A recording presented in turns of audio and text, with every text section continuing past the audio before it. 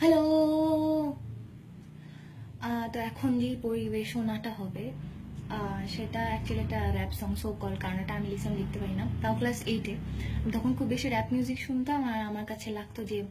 আরে র্যাপ মিউজিকগুলো এরকম কেন হয়, সবসময় ছেলেরাই কেন গ্যাঞ্জাম করে, মেয়েরা কেন করে না, হ্যাশট্যাগ ফেমিনিজম একদম ভেতরে ছোটবেলা থেকে ইনস্টলড। তো আমার কাছে লাগতে যাচ্ছে একটা গান মেয়েদের জন্য হওয়া উচিত, মেয়েরা টিজ করতেছে, গ্যাঞ্জাম করতেছে। তো এই ভাবনা থেকে I road song, I road মানে র্যাপ সং। তো তারপর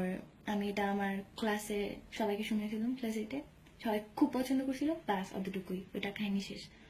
হঠাৎ আমার মনে পড়লো গানটার কথা কিছুদিন আগে, তো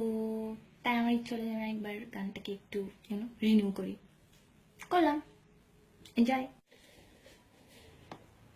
হ্যালো, আই অ্যাডাম টিজার, আজ এটা টাইম করি পার, সারাদিন রাস্তায় থাকি, বাপ মায়ের দিয়া পাক, পড়াশোনায় মন নাই, আমরা দেখলে গান গাই, টমেটোর মা তোমার মিঠু কোনো কথা শোনে না, রাস্তা দেখে বাইকা যায় ফিরা একটু দেখে না, তোমার স্যারের লাগে আমি পড়াশোনা চাচ্ছি, লাস্ট টাইম তো স্কুলে বেড়া ভাইকা ভাগছি,